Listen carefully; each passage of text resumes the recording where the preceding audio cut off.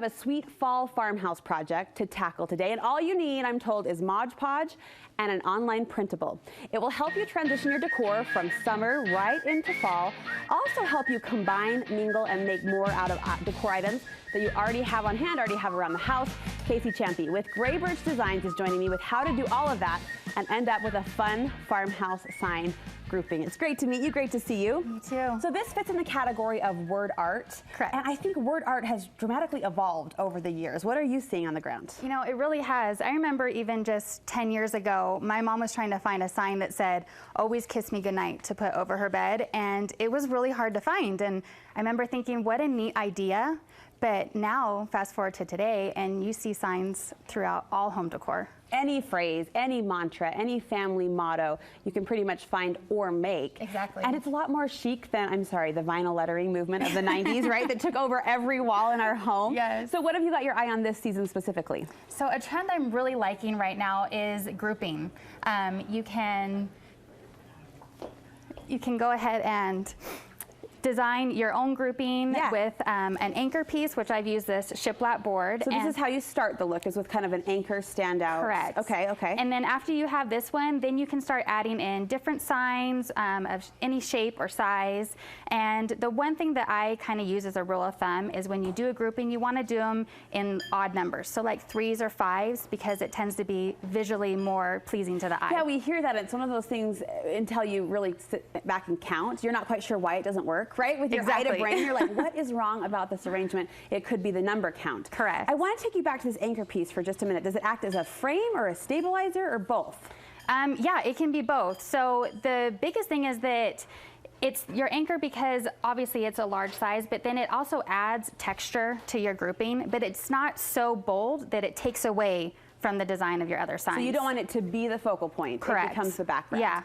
From a color perspective, do we want this to match our walls? Do we want this to pop out from our walls? You can do either way. You just kind of want the colors to be within the same category so they all coordinate together. And as far as the arrangement of the actual farmhouse signs, the grouping as you call it, different sizes, different scales, are we just playing around here? Absolutely, yeah, different sizes. You could even throw in some different shapes if you had something you liked. I'm thinking of those big expansive walls that we all have in one corner of the house or the other. Like a lot of times it's across from a staircase. Yes. And you've got that big tall ceiling you don't quite know what to do with. Exactly. Or above a fireplace. And photos are great, but this is a way to add a little more maybe character and personality. Yes, and what I love too, I have a wall like that in my house, and I threw in a mirror that has some nice texture on it, and you can layer with any kind of objects besides just signs. Yeah, and I think that's what's cool about this idea of the anchor piece. That's new to me, is the texture that it offers, right? Even if I had a white wall and this white anchor piece was layered on top, it would still kind of jump out,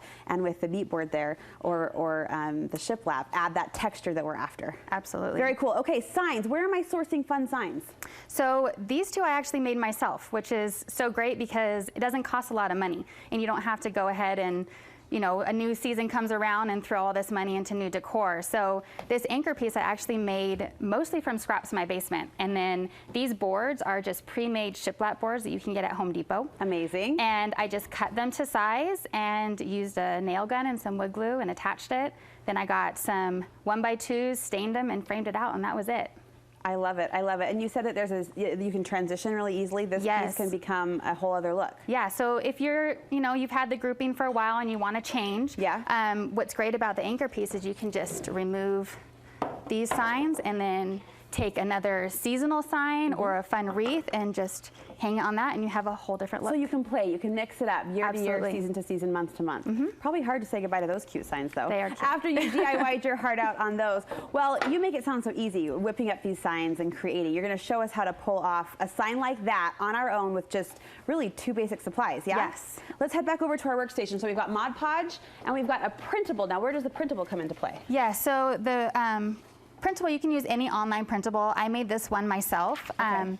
The thing you want to remember is this is what it would be like if you just printed it. Right. But since we're doing this project, you need to mirror the image. So you're going to want to print it so it looks like this. How do we do that? So when you go into your printer settings, there should just be a little check mark that you can you can check that will flip the image. Oh, like So- Control P? Yes, super easy. So I can click a box that says black and white. I can also click a box that says mirror image. Yes. I had no idea. There you go. You know, just a few decades into my life and I'm learning these little tricks. Okay, so we print out the mirror image and then what happens? So then you're gonna take your Mod Podge. Okay. And we're gonna work on the printed side of this. So this side up. Yes, and then just We a don't need this foam guy. brush. Nope, that one we're done with. Okay. And then you're just gonna dip it in here, and you're gonna wanna be pretty generous with it, and you're just gonna cover all of the writing. I'm assuming an ink transfer is ahead of us. So I'm curious to know, does the type of ink matter, the type of printer we It use? doesn't. Okay. I've seen other projects where you have to have a certain kind of printer, but I just have a regular old printer from And it works Costco, out and it okay? works great, yep. And what's the surface that we're going to be working with? So this is my board that I already had cut to the size that I want. And one thing that's important with this is since we are printing it from the computer, it's on a regular sheet of paper. So when you decide what your board size is, you want to remember that your image is only going to be the size of the printable. Got it. So you don't want to do a size like that and have this little tiny image Right. So, in the middle of it. So could you essentially send it to like an Alpha Graphics or a Kinko's and have them blow it up for you? Yeah, as long as it's on just regular paper, Okay. then you could do that. And you could probably kind of piece it together too, multiple sheets. Yes, on actually the same that surface. buffalo check one, that's what I did. It was 4 pieces of paper. Cute. It was really cute. Okay, so we glue it up. Yeah, so once that is all glued and you know there's a decent amount of it, you're just gonna flip it over. Okay. And just put it straight down on the board. Smells like September. Smells like school supplies, doesn't it? Okay. And it's gonna have wrinkles in it, and that's totally fine. You can just kind of smooth it out the best you can. And the most important thing is you gotta let that dry completely. Okay. Because to go to this next step, if it's still wet, it's not gonna work. I always take those words to heart because I'm an anxious DIYer. I'm Yes, like, is it I done know. yet? Is it done yet? Can I peel the blue tape off my Not yet. painted wall? Okay, but the wrinkles, is that gonna transfer to kind of a crinkly, distressed look? They will when you get to the last step, so they're not a big deal. This is dried. So this one is completely dry, so once you get to this part, all you need is just some water and a washcloth. And essentially what we're gonna do is we're gonna take the back layer of the paper off so the Okay. image stays. Okay, now this is just a flimsy piece of computer paper. Yes, exactly. So the water's gonna really do its job fast. So you just wanna wet the whole thing, and you can kind of, Kaycie's like, believe me, I've done this before. You're fine, you're in good hands. Stop worrying. so you can kind of see how when it gets wet, the image, you can see it. And then you just wanna gently rub it so you Okay. can see how the actual paper Kind of burnish that is away. peeling off. Oh. And then because of the Mod Podge on the printed part, it stays because it's essentially glued to the board. Ha. So you'll just do that until you get about 90% of it done. We're seeing the finished product, Yes. and you're right, the crinkles and the distressed, worn look totally adds to the charm of that. And to get that, all you're gonna do is just sand it. So you can use a sanding block or even just sandpaper or an electric hand sander. Uh-huh. And just sand as much of it as you want. And the best thing is because it is farmhouse style, the more of the imperfections that you have, the better it looks. It's darling. It's darling, and essentially what you've done is made us all graphic designers with just, you write a Word document, a printer, and we can pull this off in our own homes. I bet you have a lot of fun playing around with this I do, concept. yes.